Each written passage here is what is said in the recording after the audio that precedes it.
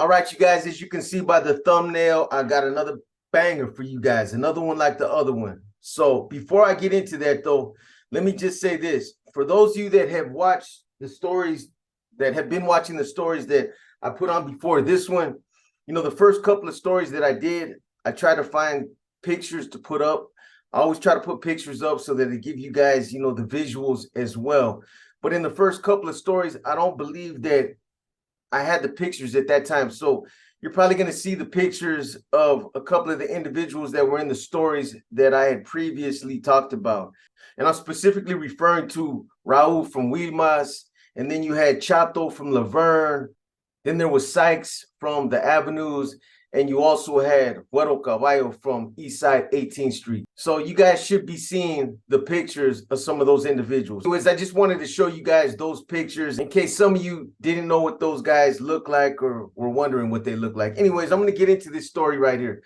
So this is another good story right here, and it's along the same lines as the other ones. Betrayal, deception, backstabbing, dirty politics, it's all the same. Different yards, different faces, same bullshit. Anyways, this one right here, it involves two high-ranking Mexican mafia members. You have Raymond Chavo Perez from Bakers, and then you have the Joe Pesci of the Mexican mafia, Alfie Sosa.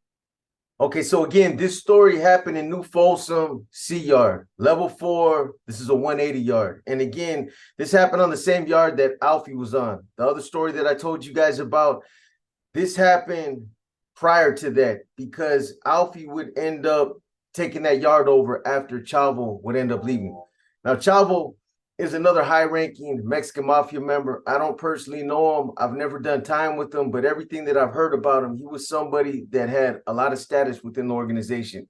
He just recently passed away, and, just based off of things that happened in the story, he obviously was more deeply rooted in the organization than Alfie as far as status. Anyways, this story right here involves two individuals from 18th Street. Both of them are from West Side 18th Street. You had one individual who went by the name of Smiley. He was from Columbia Lil Cycos. And then you had another individual who went by Tecolote, and he was from Smiley Drive. Both of them are from 18th Street East Side. Anyway, so they're celled up. They're celled up. Tecolote is the older one. He's got this youngster in the cell with him. He's kind of taking him up under the wing. And, they're in the cell. Tecolote is an artist, so he's out there slinging ink. And, while they're in the cell, he's slinging up his celly. His celly's a youngster. This is the first time he's been to prison. He just came from the reception center. But anyways, so, they're in the cell, and he puts a big old sureño across his chest. He puts a sureño across his chest. This youngster's proud. He's got, a big sureño on his chest now. I remember when I was in Susanville, same way. I was young, 19 years old. I got my hood tattooed on my stomach, and I couldn't wait to get out to the yard and walk the track and show off my tattoo. I was proud. That's what we do as young gang members. It's a badge of honor. We want people to know where we're from, what we're representing. Anyway, so he puts this big sureño on his chest, and at one point they go out to the yard. The youngster comes up out his shirt. He's walking the track, and he's got this big sureño blasted across his chest.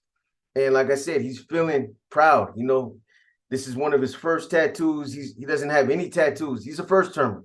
So he's walking the track, got his chest poked out a little bit, and Chavo from Bakers, he sees him. So anyway, Chavo's got the yard. And even though Alfie is the kind of individual, like I told you guys, so he's a rambunctious type of little individual. He's used to being in a leadership position. And when he's not, he's the kind of individual that he just doesn't like it. He pushes back, and he's just used to being a leader.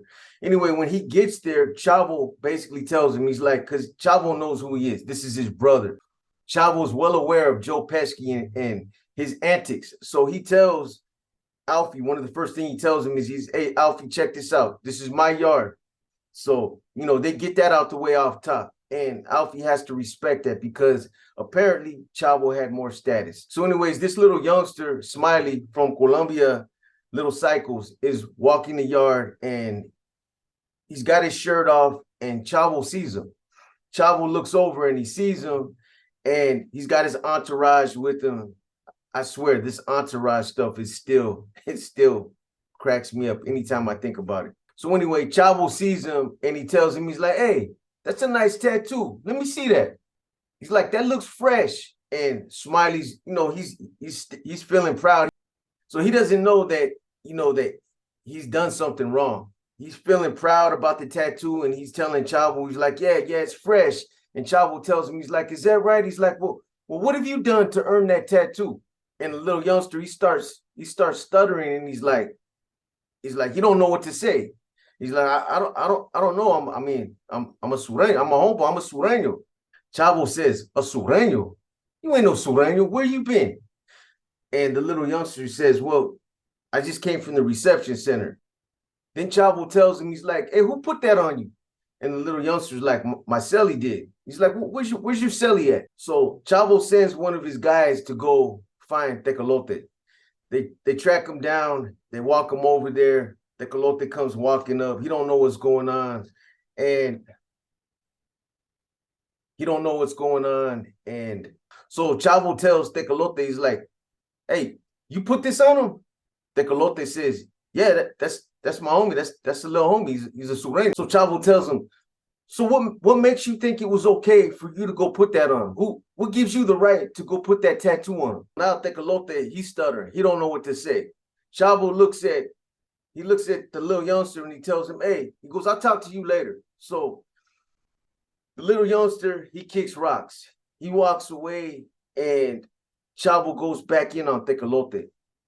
Now little youngster, he's walking away tripping. He gets this tattoo and he thinks he's doing something right. He's representing his home team. He's got a big sureño tattooed across his chest, and now he's confused. He don't know what he did wrong. So now Chavo tells Tecolote, he's like, hey, so where you been? What shoe program you been to? You done any shoe time? So Tecolote tells him, he's like, yeah, he goes, I just beat a validation packet. I got 4 shoes under my belt. I've been down for so long. So Chavo tells him, you know better. So what gives you the right? What made you think it was okay for you to go put that tattoo on him without asking me or without getting permission? You didn't ask nobody. You didn't get it cleared. You just took it upon yourself to put that tattoo on your celly's chest. And again, Tecolote is like, he don't know what to say. He don't want to say nothing where it looks like he's being disrespectful. So he's just like, I didn't look at it like that. I was just, the little homie wanted to represent the South Side. He wanted to put a sureño on him. So, that's what I did. He was like, but you know better. You know better. That's not how we operate. You got to earn shit like that. So now Chavo tells him, he's like, you know what? So since you didn't get it cleared and you took this upon yourself, he's like, this is what's going to happen. He's like, your little homeboy, he's going to earn that tattoo. He goes, when it comes time to bet, he's going to earn that tattoo and you're going to go with him. So now Tecolote, he knows he got himself in a bad situation. Now he's got to go on a removal. That's not really the issue. The issue is, Chavo's livid. He's mad. He feels disrespected because they didn't seek his approval before getting a tattoo like that. And according to my guy, the sureños, there's a difference between being a sureño and a Southsider. And then you have camaradas. So when, you get tattoos like that, you start getting insignias, symbols, and things like that. You can't just start getting things like this yourself because you like the way it looks or because you want that attention. These are things that you have to earn. You have to earn the right to wear that, that badge of honor, that sureño. So at that point, Chavo tells Tecolote, he's like, hey, I'll holler at you later. He goes, I'm going to get at you later. So Tecolote, he kicks rocks. He goes over there. He finds the youngster. They start talking. They're like, damn, why is he tripping? So Tecolote, being the older of the two, he explains it to him. He's like, I should have knew better. I understand where he's coming from. Now, I didn't look at it like that. It's a privilege to wear a tattoo like that, little homie. We're supposed to earn things like that. Technically, when you get something like that, it's because you put in work, you spill some blood, you hit an op or something like that, but you haven't done nothing. He said, you just came straight from the reception center. So I can see why he's upset. He's like, don't trip, it'll blow over. But in the meantime, in between time, instead of walking, around out here without your shirt, man, keep your shirt on, bro, so that, it's out of sight, out of mind. So they're going about their business. Meantime, Chavo, what he does is he goes and gets it one of his guys. I don't know, part of his entourage, part of his crew. And he goes and he tells this one individual, he's like, hey, what I need you to do is I need you to go to their building and I need you to go get at the Blaquero and ask him, tell him I need a count. And what that basically means is that he needs a count of all the fileros that they got over there, their weapons, how many pedazos they got. So this individual, he goes, he gets at the Blaquero, he asks him, how many pedazos they got in that particular building right there. And it's somewhere in the range of 12 to 14 pieces. They're all flats, but they're all in various different states of, some of them are half sharpened, some of them are fully sharpened, some of them are just stock. Some of them, got a little point on them. Some of them got nasty points. So they're all in different condition. So Chavo tells this guy, he's like, look, this is what I want you to do. I want you to take all these pedazos, all 12 of them, all 14 of them, round them up, gather them up, and go give them to Tecolote and the youngster. And show them how we want them. Show them how we put points on them. And I want all 14 of them. However many there is, 12 or 14, I want them all done the way we expect them to be done. And like I said, some of them were in various states. They were half sharpened. Some of them were done. Probably 2 or 3 of them were done. Most of them were in different states as far as, the point that they had put on them. And it takes a long time to grind those things down and put points on them, especially when you're dealing with straight steel, big slabs of steel. That's what they call bone crushers. So this guy, he goes to the building. He finds Tecolote and the youngster. He's got all these pedazos with him. They're all wrapped up. And he's like, check this out. This is what Chavo wants you to do. He wants you to take these right here, and he wants them all to be like this. And he shows them one, and it's got a nasty point on it. It's a nice one. It's got, it takes, like I said, it takes a long time to put that kind of point on them. You got different ways of putting points on different pieces. You got a figure 8, a way of sharpening it. Other ones, you can just grind them down, but they take a long time. They will stress you out, believe me, especially when it's a solid piece of steel. You'd be grinding that thing down in one spot for an hour, and you'll look at it and it won't even look like you made any progress. So anyways, these guys look at each other and they're like, how are we supposed to do that? How are we supposed to sharpen all those things? And Chavo wants them done ASAP. He tells them, give them to him and tell him I want them done like right now, like yesterday. So they're stressed out. They're in the cell now. They got 14 pedazos in there. They're not really tripping on getting caught. They get caught, they'll catch somewhat of a break. They'll get rolled up and they'll get up out of having to do the removal, and they'll get out of having to put these points on these pieces. But they want to make this right. So they're in the cell. They spend day and night in there grinding these pieces down. They take turns. They're in there for hours at a time in the corner just grinding. One of them's keeping point. He's at the door. The other one's down there trying to make progress. And they're getting through them eventually, but it's taking a long time. And for those of you that have done it, you guys know what I'm talking about. It takes a long time. 14 pedazos, it's going to take them day and night to get through that. Anyway, so, eventually they finish. They put points on all of them, and they're exactly like the way that one individual told them that they needed to be, the way that Chavo wants them. They all got nasty points on them. They took their time, and they got through it. But when they came out of the cell, it looked like they hadn't slept in 3 days. It took them 3 days to do it. It looked like they hadn't slept at all. Both of them got blisters all over their hands, but they're happy. They completed the task at hand. So they get out to the yard, and Chavo, he's like, okay, he's like, congratulations. He's like, you did that, but check this out. This is when he tells the youngster, at first, when they had that first conversation, before he told the youngster to kick rocks, he didn't tell him that he was going to have to earn it. he ended up telling Tecolote, and of course, when they got back to the cell, Tecolote told the youngster, "Hey, bro, they're gonna make us go on a mission, and I think the big homie's gonna want you to earn that tattoo." So the little youngster's stressed out. He's short to the house. He's got about a year left. He don't say nothing. He's waiting for Chavo to say something. So when they finish the pedazos, that's when Chavo tells the youngster, he's like, "Hey, check it out." He's like, "Since you got that tattoo," he's like, "you're gonna earn that tattoo." Like I told your boy right here, Tecolote, he tells the youngster, the next time, we get somebody out here that needs to be removed off this yard, you're up to bat. And your celly's going with you. You're gonna earn that tattoo. So the little youngster, he's stressed out.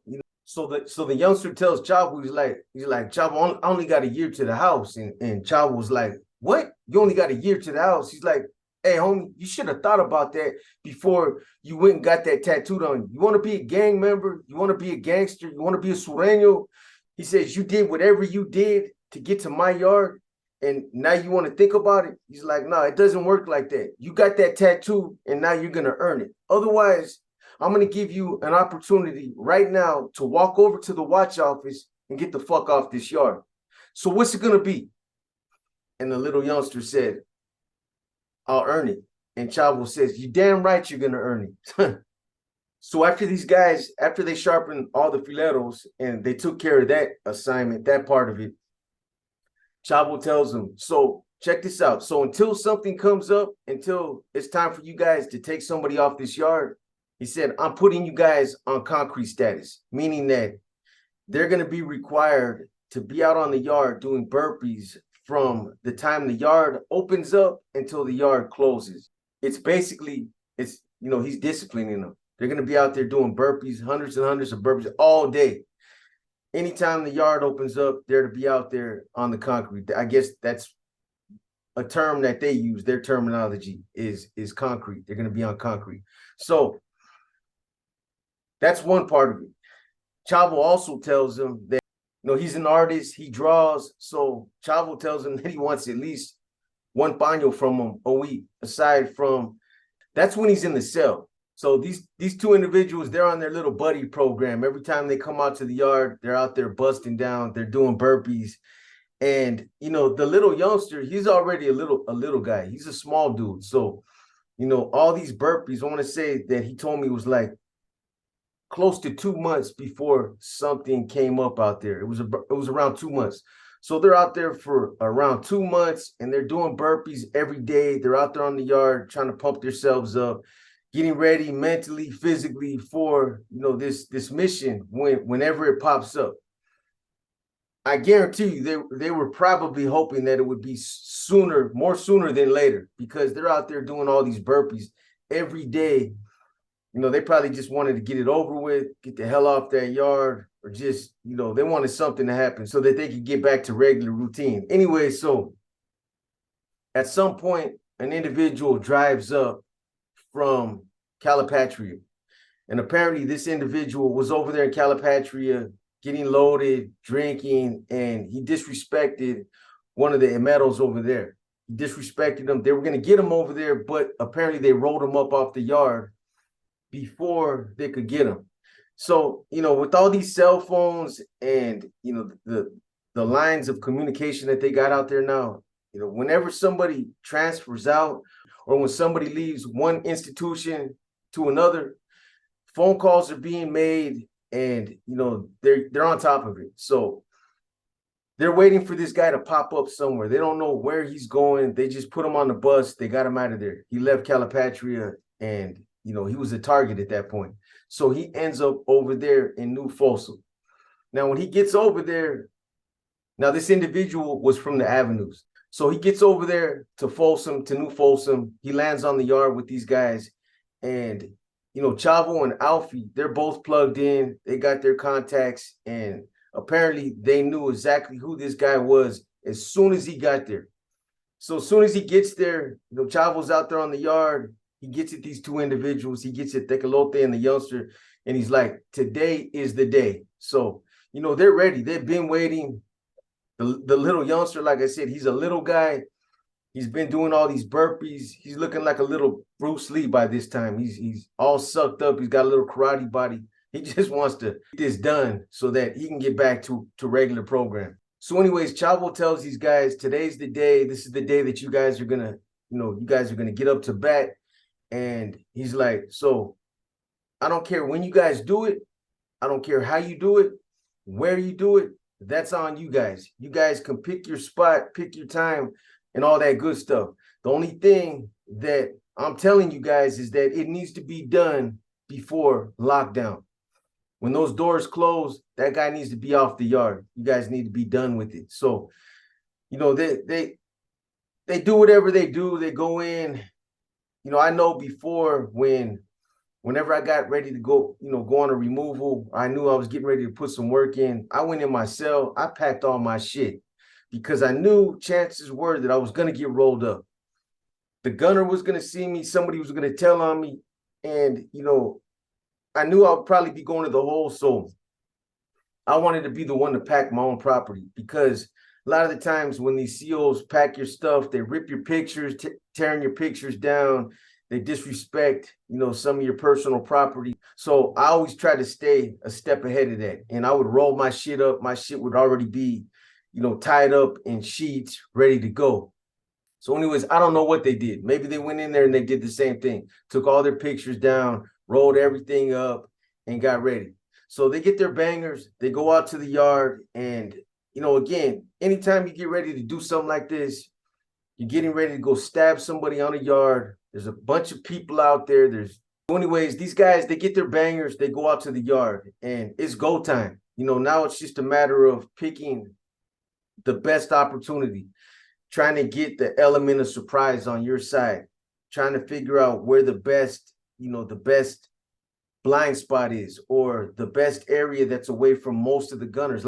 Like I told you guys in some of the previous stories, you always want to try to take advantage of every opportunity, to take advantage of every advantage that you can, meaning blind spots, element of surprise, the time that you pick to do it, an area that's furthest away from all the gun towers, or maybe an area that might be obstructed by a gun tower, an area where, there's not going to be a lot of people that are going to see it, because, your whole thing is to go ahead and do it, to have an exit plan, and to hopefully get away with it. That's the objective. At least that was what it was about when I was doing time. Anyway, so they're out there on the yard. They're trying to get themselves pumped up. They're walking the track. They got their bangers on them. And I'm sure they were out there trying to get their minds right.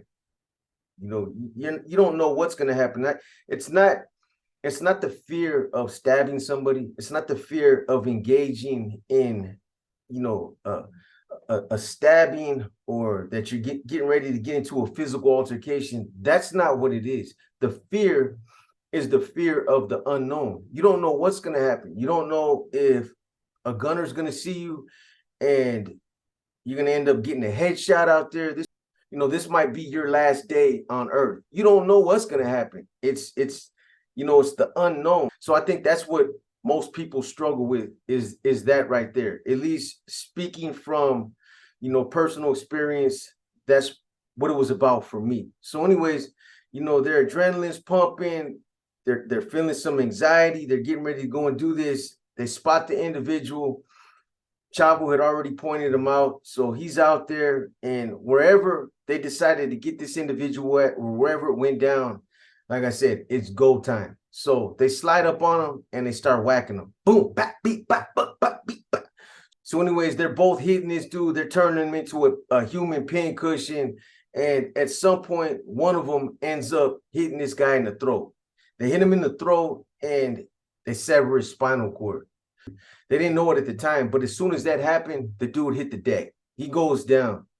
So they back up, they prone out, they come over, they cuff him up, they life flight this dude out, and they take these guys to ADSEC.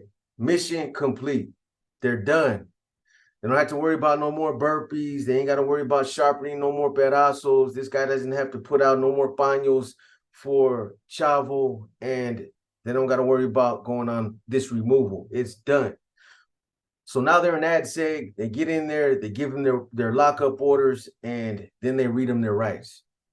This is obviously going to be a DA referral. It's an A1 offense. Anytime you stab somebody like that, even a possession of a weapon is an A1 offense. It's an offense that the district attorney, they'll send it out to the district attorney, whatever county that prison is in. But 9 times out of 10, the district attorneys, they reject it. They don't pick them up. It's a waste of their time. However, homicides, or when somebody gets stabbed real bad, or you maim somebody out there, or you stab a staff member, something like that, then there's a greater possibility of them picking it up. Even then, sometimes they don't pick it up, but it's more than likely that it will happen if it's something like that. Well, turns out that this individual from the avenues ends up dying. Whenever you sever somebody's spinal cord, that's it. It's curtains. So this individual died. Now this youngster, he was looking at going home in a year, but now he just picked up a murder. But that's how it goes. I've seen it happen time and time again when I was doing time throughout the years. Guys that are short, they end up going on a mission. They hit somebody, they hit them real bad, and the individual ends up dying. And that's what happened in this case. So, it is what it is. I'm sure the youngster was stressed out. He was probably stressed out. He had a year to go, picked up a hot one now, but at some point, I'm sure he had to accept it for what it was. So they're back there. I want to say he told me that they were back there for about a good 2 years. They were fighting their case. They give them a SHU program, but that runs with the time that you're in ADSEG. While you're back there in ADSEG fighting your case, while you're locked up back there, that time is running. So, when they went to classification gave them a SHU program. And by the time they got through fighting the case, once the case was adjudicated, they went to classification, and classification kicked them back out to the yard. They had already done their SHU program, and, they kicked them back out. They're level 4, so they're back out there now. A lot of the individuals that were out there when they left, a lot of the Sureños, including Alphie, Chavo, leadership, they were still out there. But there was a lot of Sureños that were out there when this incident happened, and they're still out there. I mean, there's times where guys stay on level 4 yards for years. Most of them got life. A lot of them are stretched out. So when you hit level 4, most of the time, you're going to be there for a long time, unless you end up getting transferred out to another level 4. But most of the guys that are out there, they're there for the long haul. So anyways, they end up hitting the yard. Now they're back out there. Old boy's tattoo healed up. He comes up out of his shirt. He's got a notch up under his belt now. He killed somebody out there, and, he's loving that attention now. He's got that credibility. He put some work in, and, Chavo even gives him his props. He tells him when he comes back out there, he's like, you know what, youngster, you made me proud. He's like, you went out there and you did your thing. And so Chavo tells him, from this point on, if you ever encounter any problems, or any of my brothers ever, you have any issues, you tell them that you're on my books, that, that you're under Big Chavo from Bakers. So, the youngster's feeling good about that.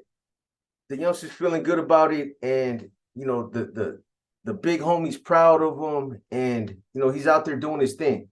But for whatever reason, Alphie doesn't like him. Joe Pesci ain't having it. He ain't having none of it. Alphie didn't like him when he was out there before he even picked up the murder. There was just something about the youngster that Alphie didn't like. He was always pushing up on him. He was always, trying to find a reason to pick on him. Again, Alphie's like all but 3'7". He's probably like a $110 or $115, soaking wet with combat boobs. But he's a little aggressive individual. That's why I used to call him Joe Pesci. Anyway, so the little youngster, he's out there, he's trying to get himself reacclimated out there. He's getting his canteen, he's getting packages sent in, and he's doing a little something now. He's growing up and he's learning, he's learning how to conduct himself. He's learning how to do time. He's just learning how to be a convict out there, how to be a righteous Sureño. So, so at some point, This youngster, he gets a package, and he's got all kinds of zuzus and wham whams. He's got all kinds of good stuff. And, whenever you hit a package like that, like when I was back in the shoe, we used to look out for everybody that was in our pot. Everybody in there would get touched with something. They get a small bag of whatever we had. I would get my package and I would just split it up. For the most part, there wasn't anybody that were in our pods that we didn't socialize with, or we didn't, associate with on some level. So we wanted to look out for everybody. Everybody back there is, especially in the Bay, you got so many soups you can buy, a month. Your chips are always stale because they give you cups and bags to put that stuff in. Your crackers are stale. So, anytime somebody hits a package like that, cats are hungry back there. They want to get blessed with a little Snickers or some animal cookies, or, whatever it is that you get. So anyways, the little youngster, he learns. He's learning. He's out there, and he can't look out for the whole yard, obviously, but he looks out for certain individuals. He blesses a couple cats. I guess he gets these things in his package called cosmic brownies. I've never even heard of them. I don't know what they are. You guys will probably see them when you watch this video, though, because I'm going to Google them. I'm going to find a picture of them. But whatever those things are, you guys are going to see them. So he gets these cosmic brownies or whatever. And at some point, maybe he picked up his package. He was crossing the yard, walking across the yard, and he was approached by Alphie and Chavo at some point, and they hit him up, and Alphie asked him for some specific things out of his package, including the cosmic brownies were one of those main things. And the little youngster was like, I guess those were his favorite.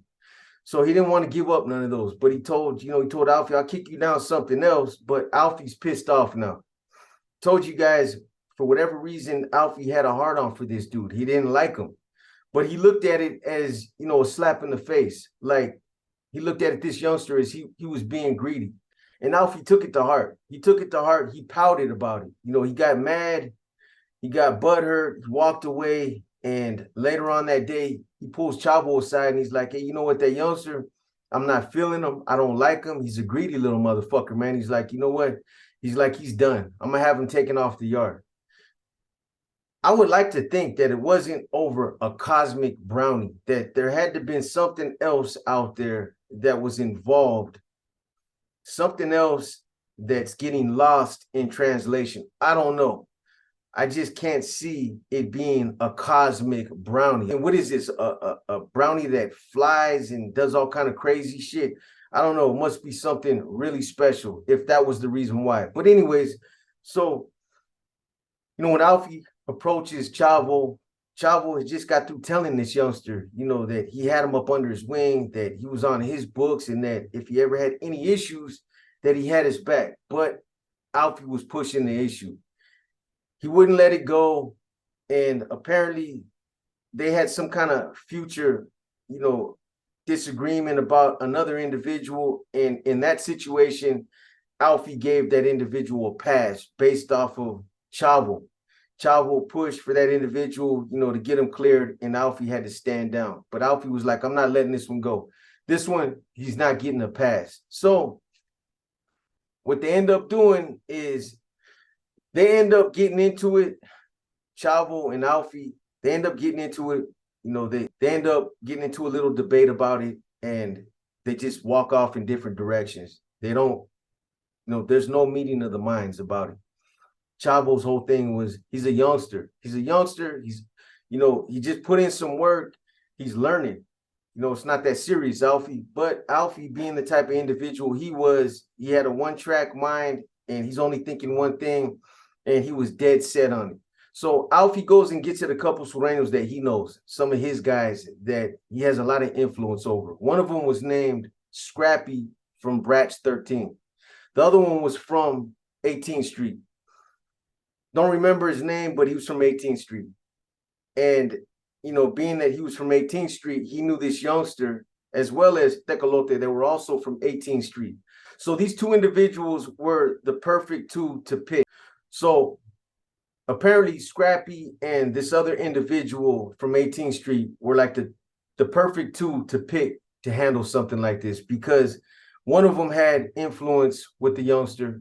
You know, he could get him to drop his guard, and Scrappy was a Sureño that had life. He didn't care. He liked putting in work, and he was one of Alfie's hitters out there. So what they do is Alfie apparently tells these two individuals to go whack this youngster. Now, again, here's a youngster that had a year to the house, has a year to the house.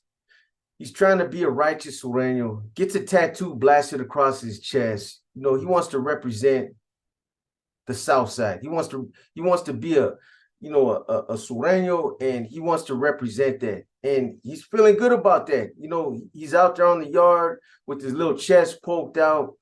And from that point on, everything happens to him. You know, he ends up getting disciplined, and he ends up learning a hard lesson. And then now, after all that, after showing his loyalty, trying to, put his best foot forward, this situation happens. And again, I just can't see it happening over a cosmic brownie. Something else had to have happened. Alfie was upset about something else. Who knows? It might have been drugs. It might have been money. Maybe Alfie asked him to do something. I don't know what it was. But it seems like this last situation was just, the situation that triggered Alfie. He felt like this individual was being greedy, and he needed to be taught a lesson. So anyways, Scrappy and this other guy from 18th Street, they go and get a pedazo. And anyways, according to my boy that was there, he told me that the pedazo that Scrappy had, it was the kind of piece that you look at it and you're just like, man, whoever gets hit with this, it's all bad. It was a nasty flat. One of those flats that had a crude point on it, and you knew that if you hit somebody with this, it's going to slide in like butter. Well, again, Scrappy was somebody that didn't care. He had life. He had already put in work in the past, and he was somebody that was apparently trying to become a C. He was trying to, elevate his status. So he's out there trying to earn his bones. This is a perfect opportunity. Alfie gives him this assignment, and he's revving to go. He can't wait to hit this individual. So what they do is they end up taking this youngster, and the one from 18th Street, his supposed homie, they lure him over to a bathroom area where there's a shitter and there's some sinks way over in one of the far ends of the yard. So as soon as they get over there, the Sureño from 18th Street, he grabs the youngster around the neck and puts him in some kind of hold. So I don't know what kind of hold that this guy had him in, but this is a little guy. He's a little guy. He's probably like Joe Pesci size. He's probably like 3'11" or something like that. No, but seriously, they said he was a small guy. He was small. He was thin. He's like a little kid, but he was around 22, 23 years old. Anyways, his supposed homeboy grabs him in this hold from the back, and Scrappy just went to town on him. So anyways, at one point, I guess Scrappy hits him in the throat, and that was the fatal blow right there. And it was almost like karma came back on the youngster, because the same way that they killed the individual from the avenues, the same way the little youngster ended up getting taken out. He gets hit in the neck. I don't know if it's severed his spinal cord or anything like that, but it was enough to take the youngster out. He bled. He bled out right there. They set him down right there in the shitter area where the toilets are at, and they left him there. So after they lay him down, I guess he was there for about an hour. They didn't see, none of the gunners seen the hit happen. None of the yard officers that were out there, they seen it. They did it quick. They laid him down, and it wasn't until about an hour later, when the yard officers were walking around, that they found the youngster. So that's pretty much what happened in this story right here. Now, the message in this right here is there's a bunch of different messages that I can think off the top, but again, you got a youngster, young, in his 20s, still has a whole life ahead of him, that's striving to be a Sureño. This is what obviously he learned on the streets. He learned this from the streets. He goes to prison, and now he's in prison, and he's trying to be a righteous Sureño. And he doesn't really know the politics of prison. So he gets caught up. And because he gets caught up, he ends up having to go on this mission and he ends up killing somebody. Then he gets somebody like Alfie that campaigns against him, and he politicked against a youngster, somebody like Alfie that has as much power as he does, as much influence as he does. The youngster didn't have a chance. But karma came back to take the youngster out the same way that he took the other guy out. So I mean, what do you say? Is it good? What's good for the goose is good for the gander, or is it just a messed up thing that happened to that youngster? For those of you youngsters that still think that there's some glory in this, that you still glorify these types of things. Hey, if this is how you want to live your life, if these are the things that you want to be a part of, then stand on it. Stand on it and be about it. But you got to understand, this is a hard life. It's a hard life. It's not everybody's not cut out for this type of life. The other thing is this: prison is full of sharks. It's a concrete jungle in there. That's basically what it is. You got all kinds of different animals preying on each other. And you can go in there and you can do everything right, similar to some of the other stories that I talked about. You can do everything right. You can be an upstanding type of individual, stand-up type of guy. You can, do everything within your means to,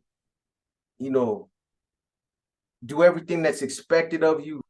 But regardless, even if, you go to prison and you're doing everything right, you're going beyond expectations, you're doing everything that you can for the big homies, whether it's running for them, going on missions, doing removals, whatever it is. Even then, sometimes it's still not enough. Sometimes somebody might not like you because of the way you walk. Somebody might not like you because of the way you talk or because of the way you look. So, ask yourself if you really want to put yourself in that situation. Again, I don't advocate against people that do. If that's what you want to be about, then be about it. It's just sad, though, that you have a youngster like this that gets caught up over a tattoo and over some cosmic brownies. Again, I'm going to make sure that I put these cosmic brownies up so that you guys can see them. I haven't even looked them up yet, but I'm going to make sure I Google them and put the pictures up so you guys can see what they look like. They must be some crazy good brownies. But anyways, with that being said, I'm going to have another one for you guys tomorrow. So make sure you tap in for that. I will get an Inner Demons out. I promise you guys, within the next day or two. I'm just concentrating on getting these stories out right now. They're not going to stop. More of these stories are going to come. I got another 2 individuals that have agreed to pass these stories on. So anyway, so these stories are not going to stop. As long as I have the means to continue to keep telling them to you guys, I'm going to keep doing it. My guy is going to keep giving them to me. There's 2 other individuals that are going to start giving me other stories. Anyways, with that being said, for those of you that are asking in the comments if, I'm going to stop telling these stories, don't worry about it. I'm here for the long haul. There's a lot more stories. There's 2 other individuals that are going to be tapping in that have stories that are similar to these. Then I got some other things that I'm going to be working on. So we're going to be busy. We're trying to put out as much content as we can. We're trying to get our algorithm to kick in finally. So anyways, with that being said, this one right here is a wrap. I'll be back tomorrow with another banger. This your boy B, and I'm out.